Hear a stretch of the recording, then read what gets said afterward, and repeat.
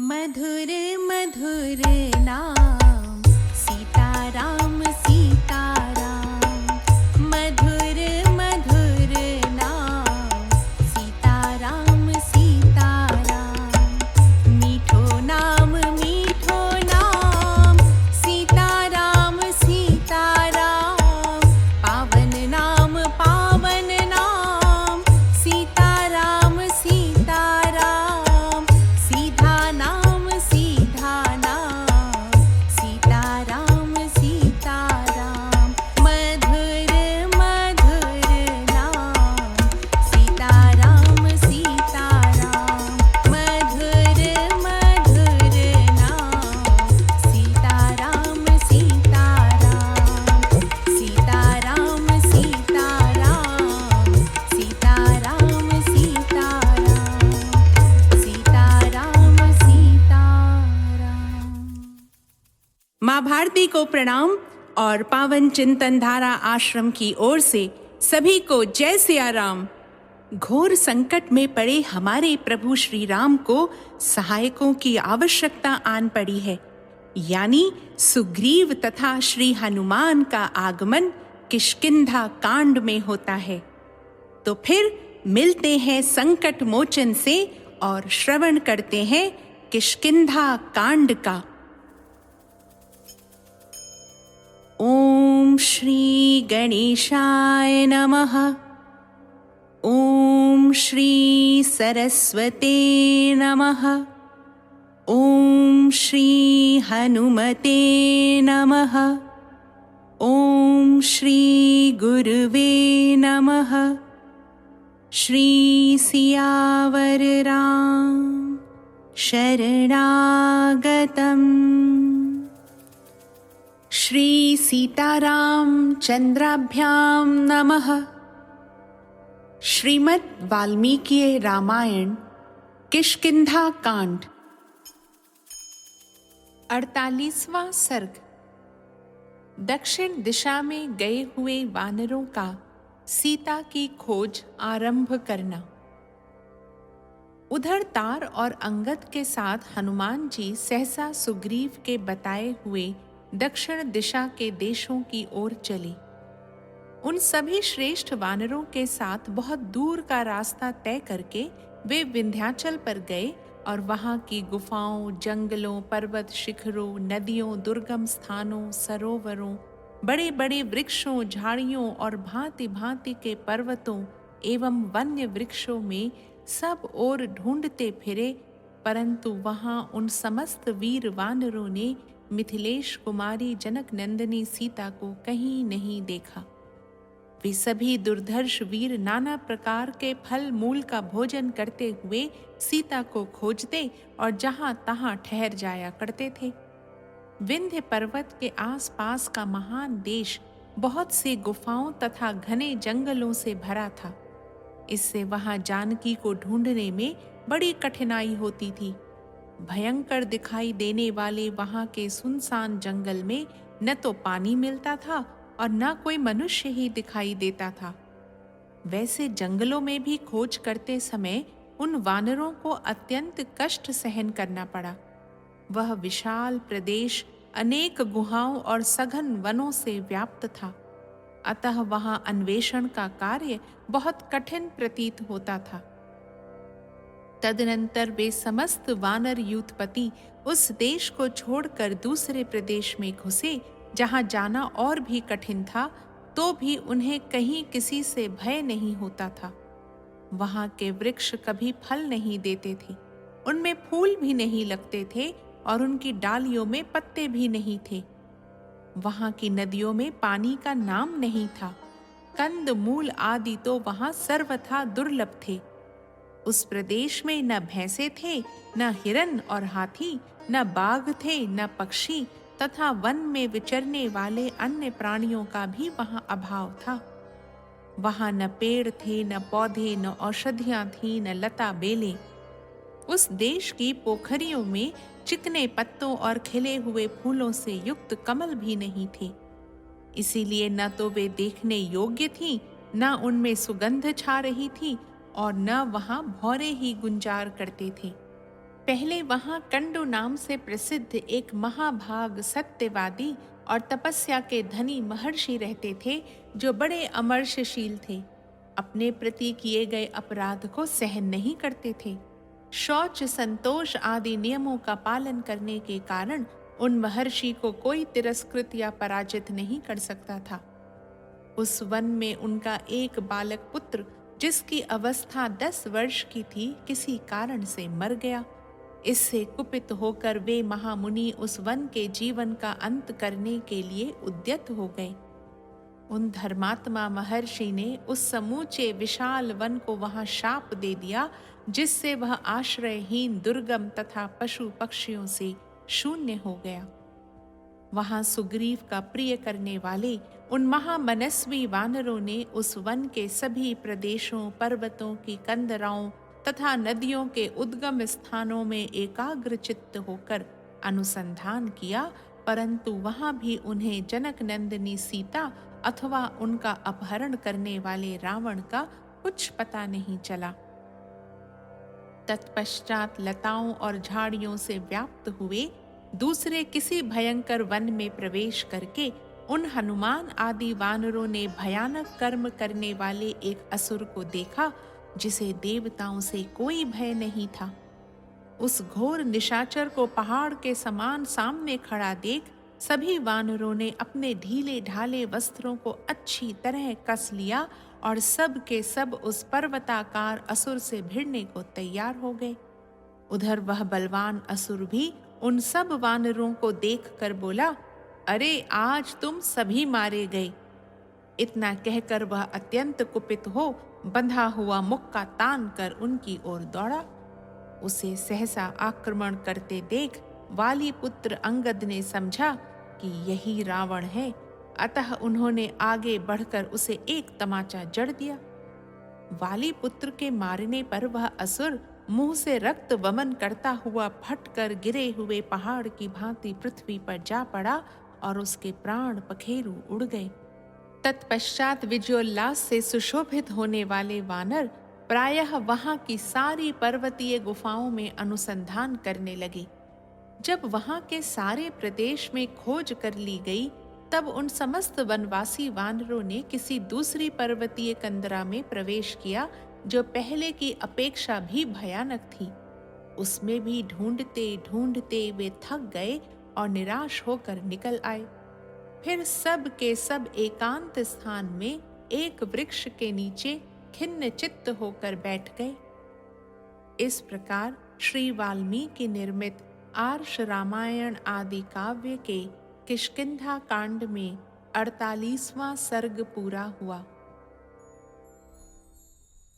श्री राम राम रघुनंदन राम राम, श्री राम राम भरताग्रज राम राम, श्री राम राम रणकरकश राम राम, श्री राम राम शरणं भव राम राम। 49वां सर्ग। अंगद और गंधमादन के आश्वासन देने पर वानरों का पुनः उत्साहपूर्वक अन्वेषण कार्य में प्रवृत्त होना। तदनंतर परिश्रम से थके हुए महाबुद्धिमान अंगद संपूर्ण वानरों को आश्वासन देकर धीरे धीरे इस प्रकार कहने लगे, हम लोगों ने वन, पर्वत, नदियां, दुर्गम स्थान, घने जंगल, कंदरा और गुफाएं भीतर प्रवेश करके अच्छी तरह देख डाली, परंतु उन स्थानों में हमें न तो जानकी के दर्शन हुए और न उनका अपहरण करने वाला वह पापी राक्षस ही मिला। हमारा समय भी बहुत बीत गया। राजा सुग्रीव का शासन बड़ा भयंकर है, अतः आप लोग मिलकर पुनः सब ओर सीता की खोज आरंभ करें। आलस्य, शोक और आई हुई निद्रा का परित्याग करके इस प्रकार ढूंढें जिससे हमें जनक कुमारी सीता का दर्शन हो सके। उत्साह, सामर्थ्य और मन में हिम्मत न हारना, ये कार्य की सिद्धि करने वाले सद्गुण कहे गए हैं, इसीलिए मैं आप लोगों से यह बात कह रहा हूं। आज भी सारे वानर खेद छोड़कर इस दुर्गम वन में खोज आरंभ करें और सारे वन को ही छान डालें। कर्म में लगे रहने वाले लोगों को उस कर्म का फल अवश्य होता दिखाई देता है, अतः अत्यंत खिन्न होकर उद्योग को छोड़ बैठना कदापि उचित नहीं है। सुग्रीव क्रोधी राजा हैं, उनका दंड भी बड़ा कठोर होता है। वानरों, उनसे तथा महात्मा श्री राम से आप लोगों को सदा डरते रहना चाहिए। आप लोगों की भलाई के लिए ही मैंने ये बातें कही हैं। यदि अच्छी लगे तो आप इन्हें स्वीकार करें, अथवा वानरों, जो सबके लिए उचित हो वह कार्य आप ही लोग बतावें।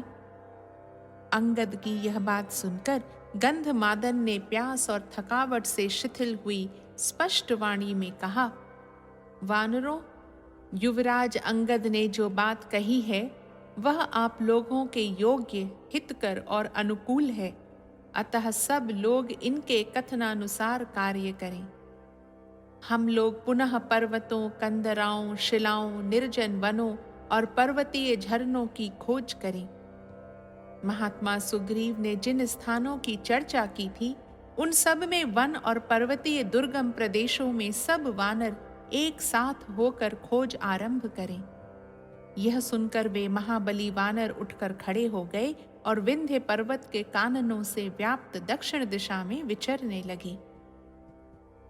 सामने शरद ऋतु के बादलों के समान शोभाशाली रजत पर्वत दिखाई दिया, जिसमें अनेक शिखर और कंदराएं थीं।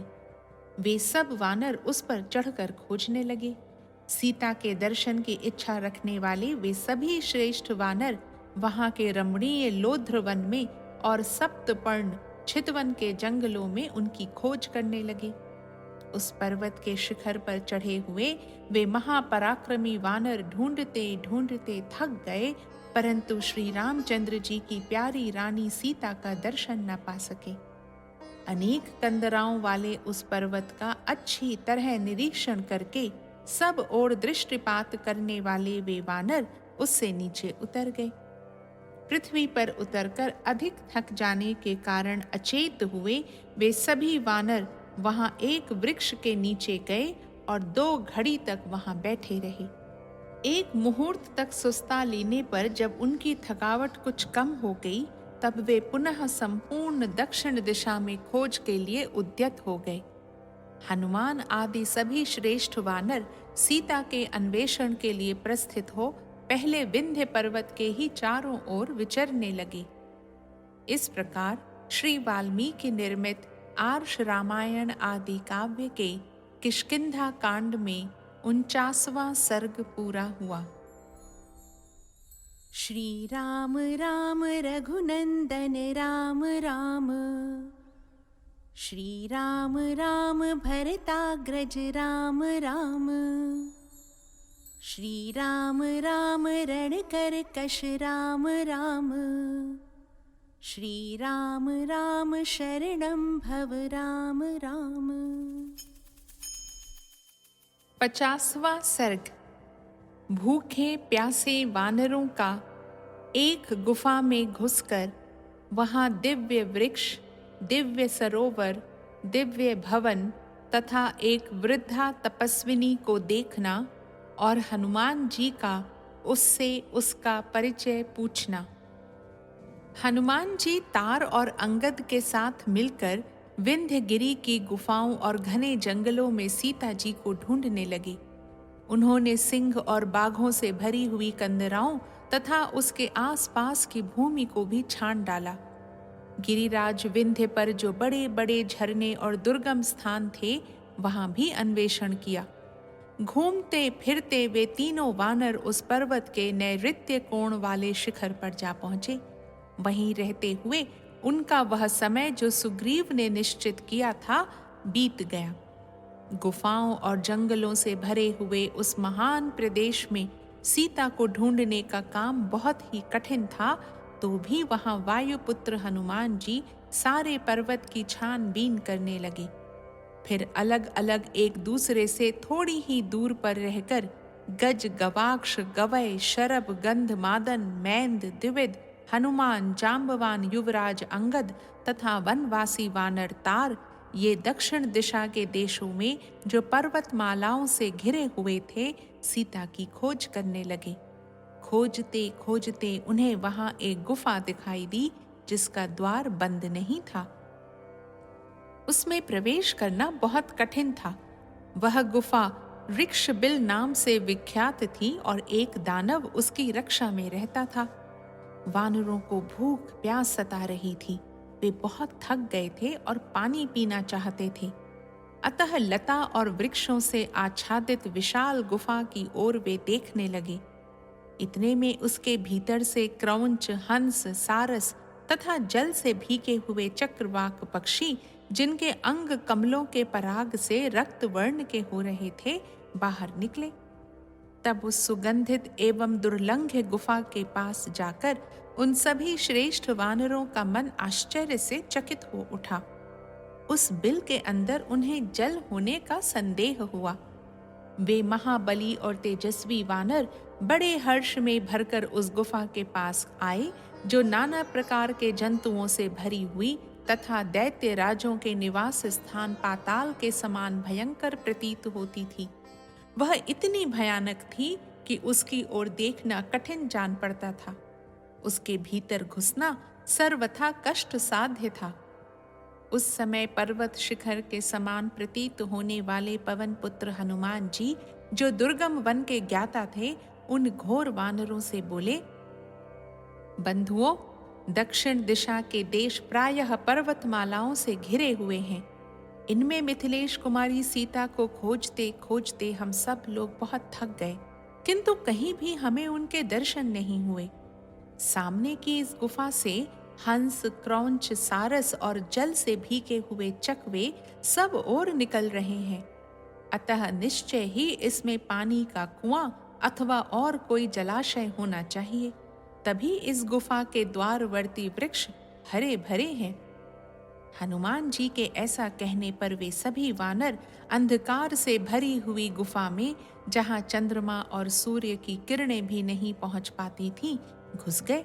भीतर जाकर उन्होंने देखा, वह गुफा रोंगटे खड़े कर देने वाली थी।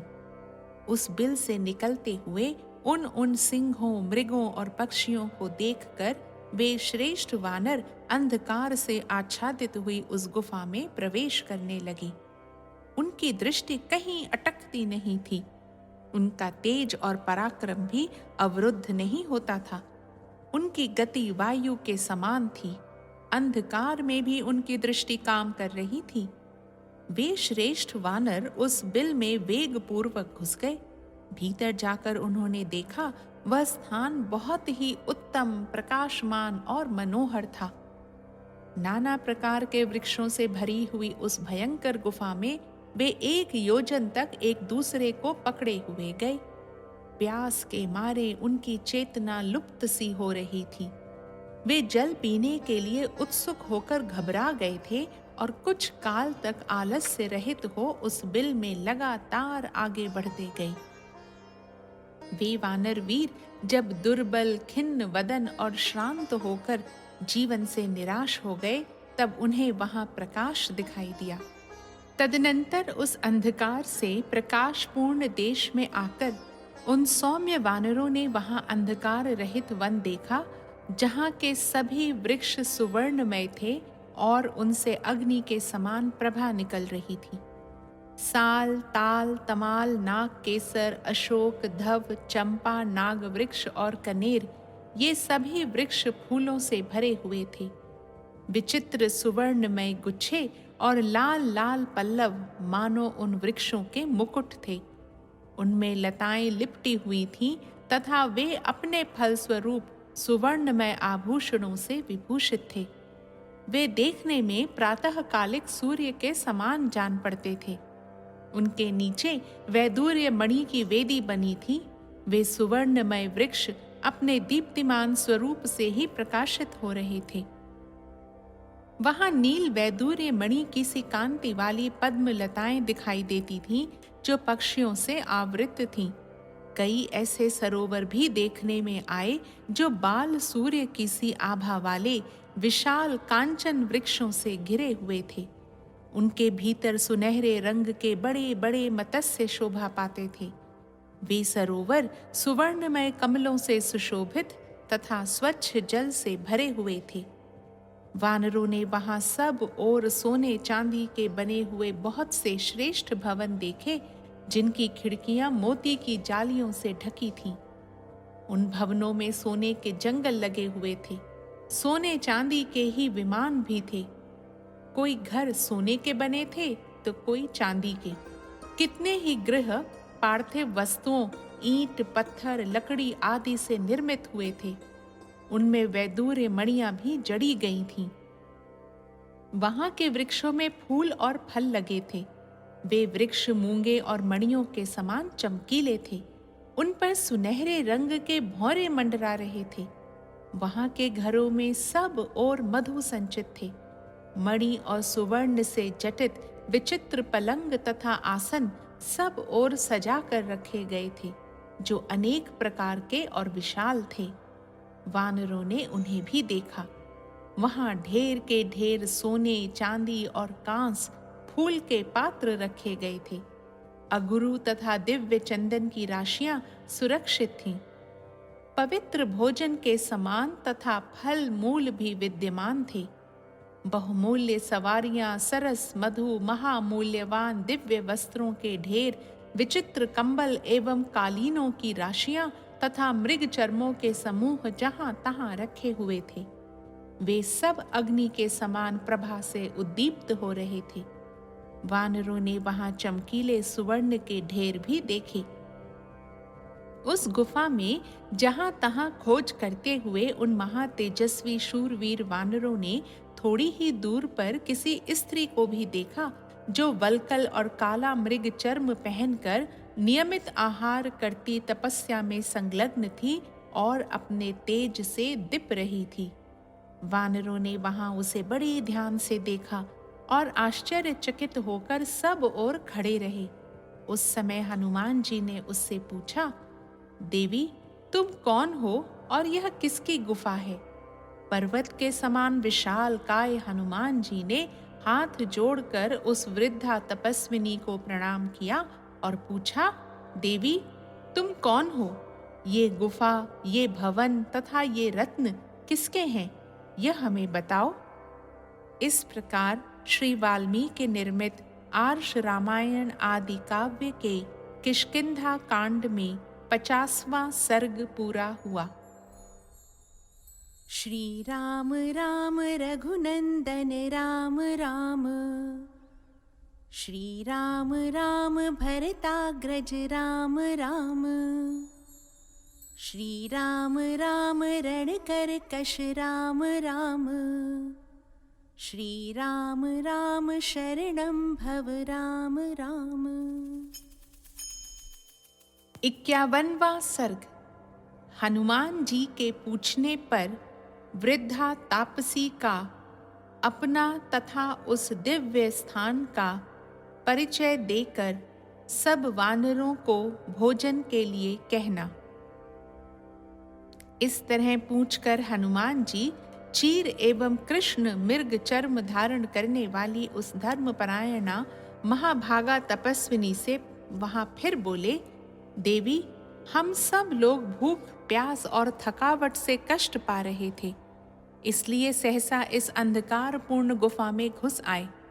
भूतल का यह विवर बहुत बड़ा है।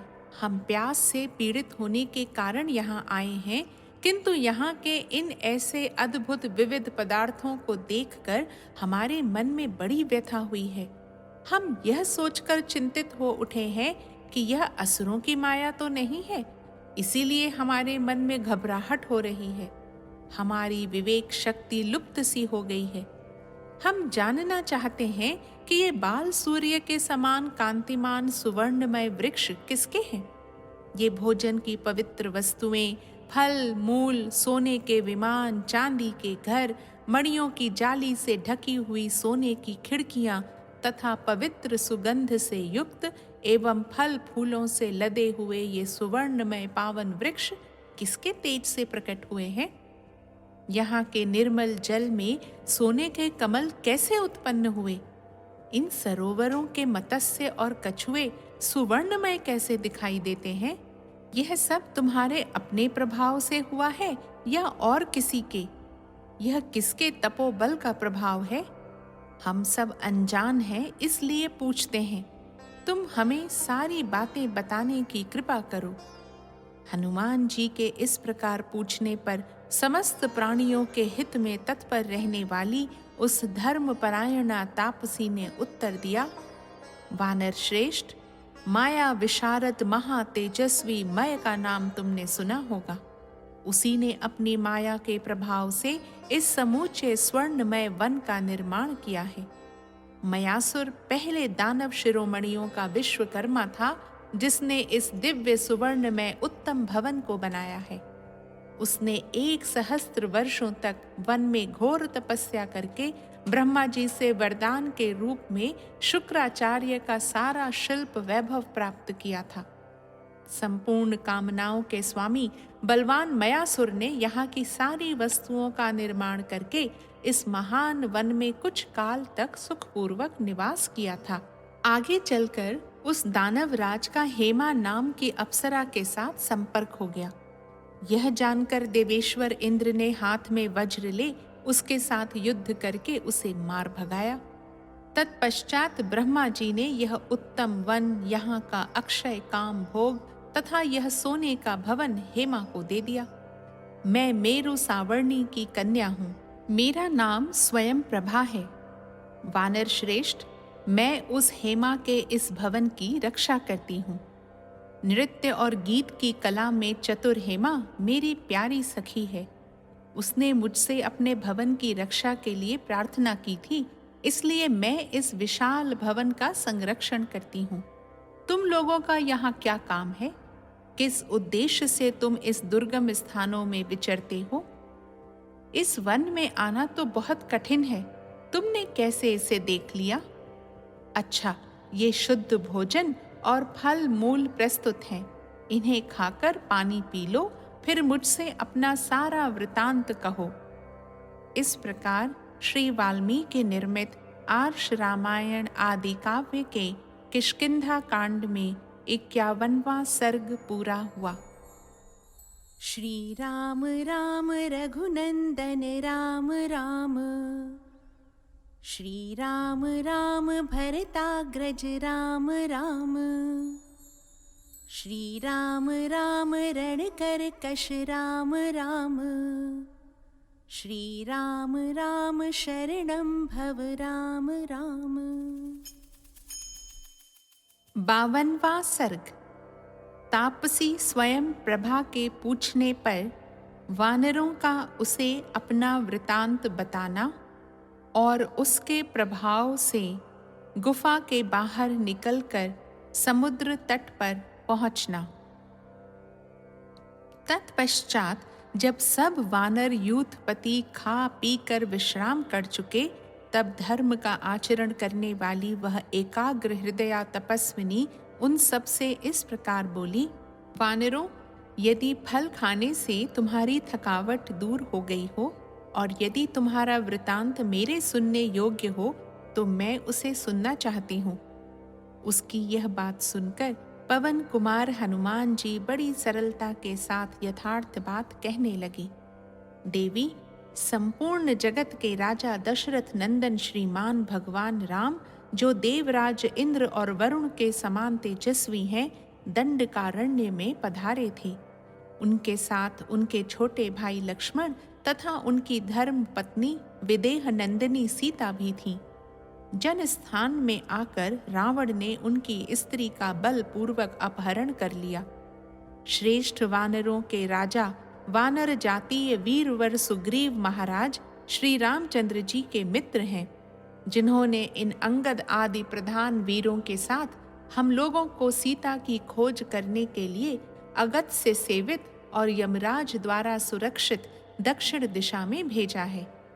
उन्होंने आज्ञा दी थी कि तुम सब लोग एक साथ रहकर विदेह कुमारी सीता सहित उस इच्छानुसार रूप धारण करने वाले राक्षस राज रावण का पता लगाना। हमने यहाँ का सारा जंगल छान डाला। अब दक्षिण दिशा में समुद्र के भीतर उनका अन्वेषण करना है।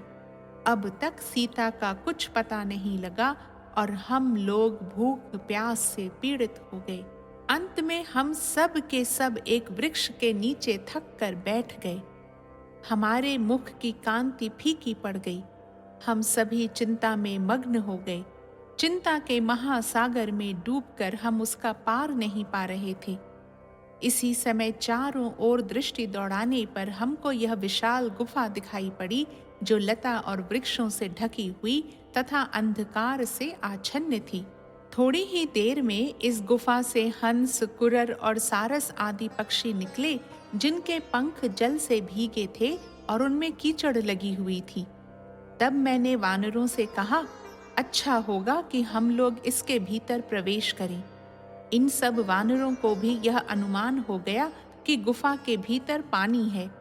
हम सब लोग अपने कार्य की सिद्धि के लिए उतावले थे ही, अतः इस गुफा में कूद पड़े। अपने हाथों से एक दूसरे को दृढ़ता पूर्वक पकड़कर हम गुफा में आगे बढ़ने लगे। इस तरह सहसा हम लोगों ने इस अंधेरी गुफा में प्रवेश किया। यही हमारा कार्य है और इसी कार्य से हम इधर आए हैं। भूख से व्याकुल एवं दुर्बल होने के कारण हम सबने तुम्हारी शरण ली। तुमने आतिथ्य धर्म के अनुसार हमें फल और मूल अर्पित किए और हमने भी भूख से पीड़ित होने के कारण उन्हें भर पेट खाया। देवी, हम भूख से मर रहे थे। तुमने हम सब लोगों के प्राण बचा लिए। अतः बताओ, ये वानर तुम्हारे उपकार का बदला चुकाने के लिए क्या सेवा करें? स्वयं प्रभा सर्वज्ञ थी। उन वानरों के ऐसा कहने पर उसने उन सभी यूथपतियों को इस प्रकार उत्तर दिया, मैं तुम सभी वेगशाली वानरों पर यूं ही बहुत संतुष्ट हूँ। धर्मानुष्ठान में लगी रहने के कारण मुझे किसी से कोई प्रयोजन नहीं रह गया है। उस तपस्विनी ने जब इस प्रकार धर्मयुक्त उत्तम बात कही, तब हनुमान जी ने निर्दोष दृष्टि वाली उस देवी से यूं कहा, देवी, तुम धर्माचरण में लगी हुई हो, अतः हम सब लोग तुम्हारी शरण में आए हैं। महात्मा सुग्रीव ने हम लोगों से लौटने के लिए जो समय निश्चित किया था, वह इस गुफा के भीतर घूमने में ही बीत गया। अब तुम कृपा करके हमें इस बिल से बाहर निकाल दो। सुग्रीव के बताए हुए समय को हम लांघ चुके हैं, इसलिए अब हमारी आयु पूरी हो चुकी है। हम सब के सब सुग्रीव के भय से डरे हुए हैं, अतः तुम हमारा उद्धार करो।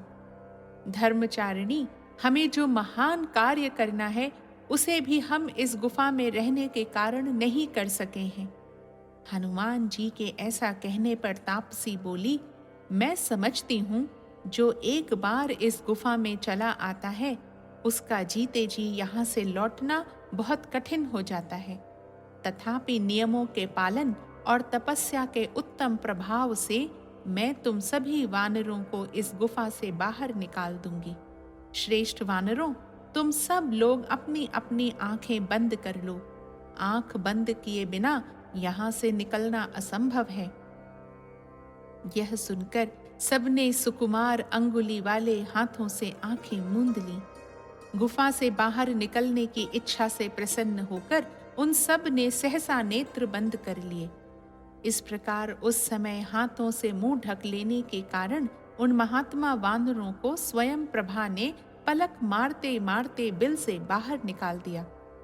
तत्पश्चात वहां उस धर्मपरायणा तापसी ने उस विषम गुफा से बाहर निकलते हुए समस्त वानरों को आश्वासन देकर इस प्रकार कहा, श्रेष्ठ वानरों, यह रहा नाना प्रकार के वृक्षों और लताओं से व्याप्त शोभाशाली विंध्यगिरि। इधर यह प्रसवण गिरी है और सामने यह महासागर लहरा रहा है। तुम्हारा कल्याण हो। अब मैं अपने स्थान पर जाती हूँ।